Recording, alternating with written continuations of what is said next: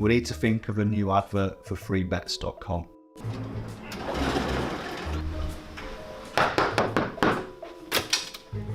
Get your best betting offers from freebets.com. Yeah, that'll do. The following deals are now live. This is Lewis Archer Boxing Social in association with Empire Fight Store, Forged Irish Stout, freebets.com. Delighted to be joined with the thrill, Jordan Gill. It's a big fight coming up for yourself. April 13th, you do take on Zelfa Barrett. Other than that, how's things been? How was the new year? Sort of training all systems go ahead of April 13th. Yeah, good. Everything's good. Can't complain. Just working hard and looking forward to the fight. I think most people are. Absolutely. I suppose talking about the start of the new year, it couldn't have gone any better for yourself. You must have been riding on such big momentum off the Michael Conlan win ahead of sort of a big 2024 for yourself. Yeah, I think that win was crucial. I knew what I had to do. I went in there and done it, and I knew that there'd be big fights coming after. It wasn't the world title fight that we hoped for, but it's one step closer. Absolutely. We'll get to that all in a minute. But as you said, being back in a big fight again now, Manchester against Zelfa Barrett, I suppose we were talking a little bit about it off camera. It's feel good to sort of, although it isn't a world title, it's good to sort of be in a big fight as well. Yeah, definitely. You want to keep building your name. You want to keep progressing and keep improving. And these are the sort of fights that, spur you on to do that. And again, headlining on Matchroom Show, it's nice. It's nice to be top of the bill and put in a good performance and keep building. Absolutely. You said there about headlining and topping the bill. How much do you feel like you enjoy that for yourself? That when you are the main event, as opposed to, I suppose, does it make much of a difference for yourself? Would you say?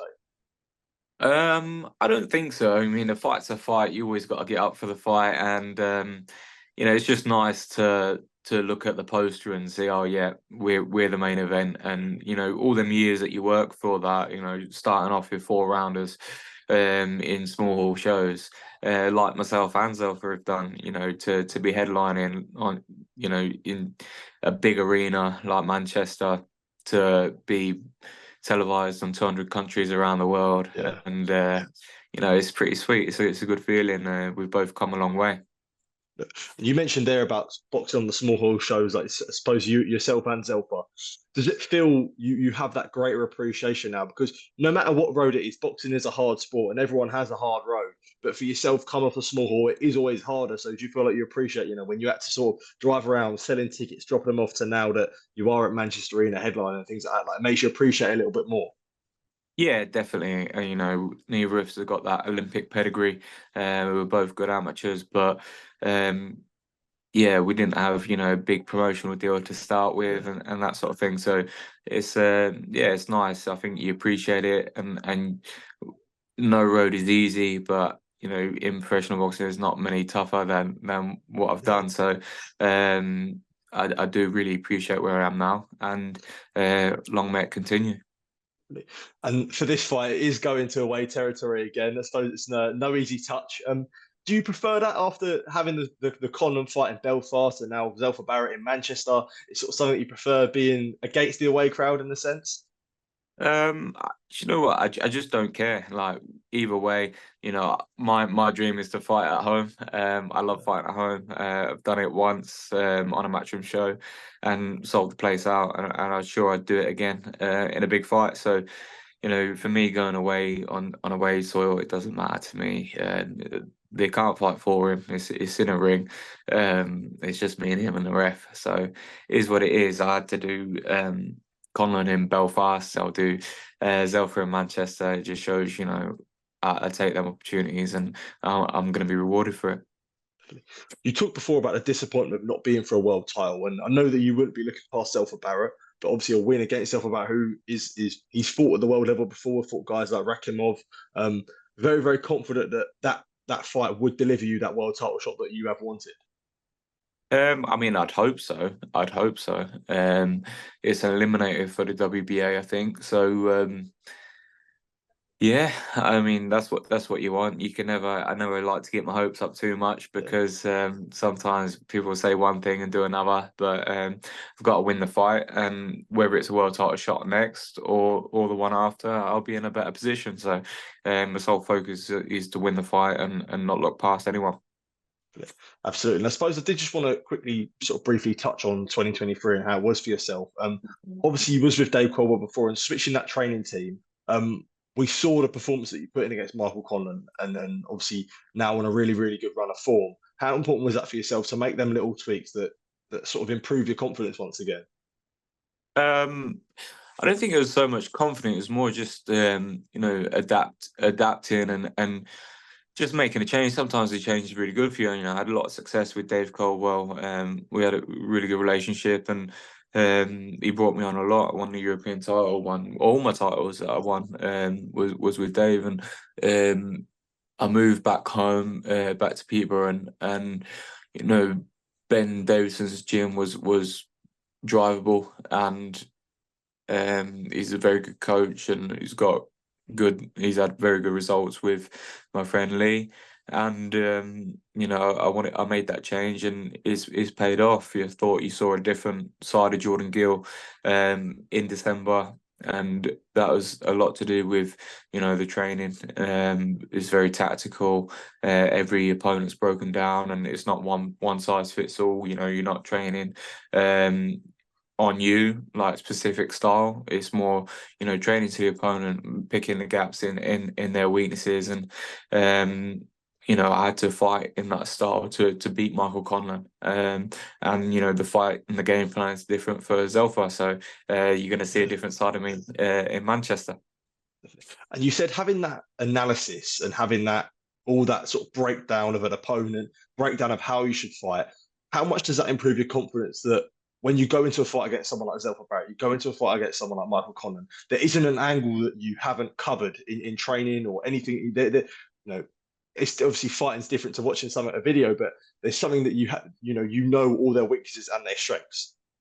Yeah, it's massive. I don't think there's enough analysis in boxing. I think watch sports like the NFL, where there's less variables that can differ or go wrong in than boxing. So they go into video analysis. Football do, you know.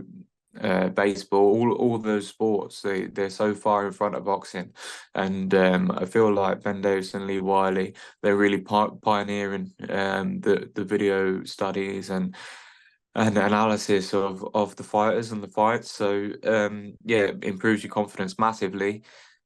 I always think that when I've been underconfident in the past, it's due to poor preparation. And if you're 100% confident in your preparation, there's no reason to have any doubts going into the fight. And, I didn't have any doubts whatsoever going in against Michael Conlan. And by the time the fight rolls around with Zelfa, I'll be in the same position. I was going to say that there, but how important is that side of confidence for yourself? Because a confident fighter is always a dangerous fighter, and I suppose the confidence and the lack of preparation, as you said, it will always catch up to you in the ring, and it's something that you realise probably in the ring. So, having that, how important would you say confidence as a whole, whether it be training, fighting, is important for yourself?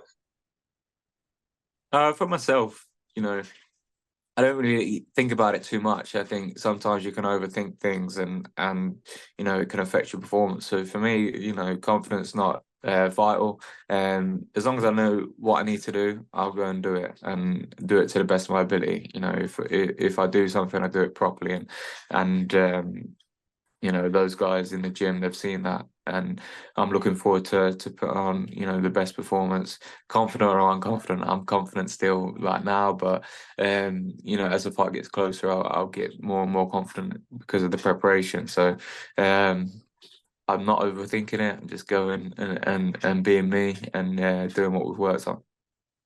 And just focusing sort of on the Conlan fight and how much you ride momentum off of that. What was that like in a build-up, in a sense where all the sort of pros were on Conlan's side, it being in Belfast, a comeback fight for himself. Did you feel like your back was against the wall in a sense? And if you felt like that, how did you deal with your back being against the wall? I didn't, to be honest. I just felt like more for them. I thought, they're overlooking me, they're overconfident. I felt like no one gave me a chance. The whole fight week in the build up, Yeah. everyone was looking at me as if I was going out to the firing line. Everyone was looking like it was a suicide mission. Oh, Jordan's just come for one last payday and he's gonna call it a day. Yeah. And for me, it was like laughable because I knew what I'm capable of. I knew, the levels, and I know that I'm a world-class fighter. So all I had to do was turn up and perform. And I still made mistakes in the fight. I still didn't, get everything right.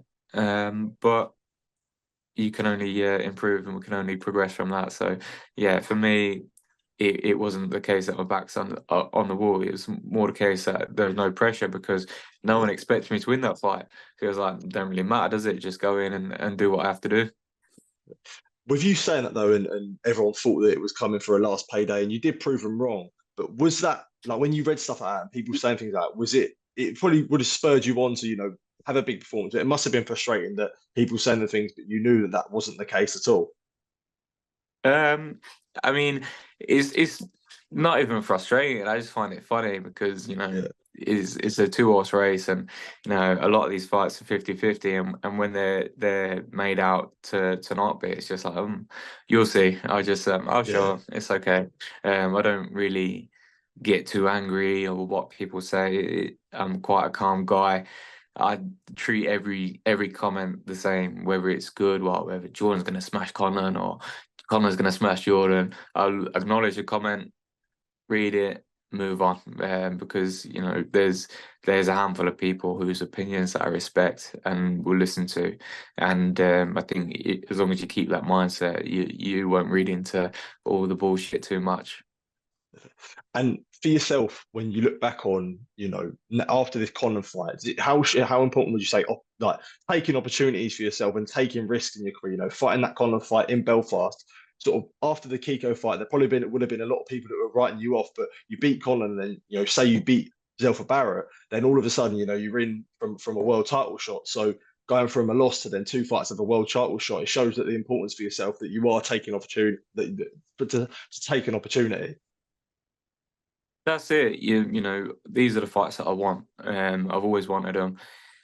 And sometimes, managers or trainers, whatever, they'll try and move you carefully or pick the right opportunities. But sometimes you just have to take the leap, and I showed that I'm capable of it. I'm showed that I'm willing to do it. I went to Belfast to fight Conlan. I'm going to Manchester to fight Zelfa. You have to take those risks, and if you have no risk, there's no reward. So I've shown you that I'm willing to do it the hard way. I've shown you that I'm up for it. I haven't got any quit in me. I'll go and give my best and 100%. And if it's good enough, I'll win and move on. And if not, it's back to the drawing board. It's as simple as that. It's boxing. Um, it's not a complicated game, is it? Absolutely. And I suppose just the last one from me. And just sort of looking at the Kiko fight, and you spoke about after the Conlan fight about the sort of the hard times that followed from that, and 2023, how difficult it was for yourself. And you look at the position that you're in now. Does it show how when you are taking sort of losses are hard, but in time they do make you stronger, and whether it be in and outside the ring, that all the hard times do make a stronger person than you are. Yeah, definitely. I think, everyone is the way they are for a reason, and your experiences mold your personality and your life. And it's like bad things are always going to happen. Yeah, Whether you're a plumber, doctor, lecturer, is what it is. Nothing's ever going to go smoothly, and when it does, it's a bonus. But it's not what's thrown at you. I think I've proven it's how you deal with it. And if you take a loss and you don't learn from it, you don't correct the mistakes that you made, then you're not going to progress. But if you go back to the drawing board, address what needs addressing and improve, I think you can become a better fighter. And I feel like I have become a better fighter from both my losses. absolutely. Jordan, just want to say thank you for taking time to speak to me. Really, really good to catch up with you. And I suppose all the best for April 13th when you do take on Zelfa Barrett. So I appreciate your time, mate. Thank you. Cheers, mate. Cheers. Perfect.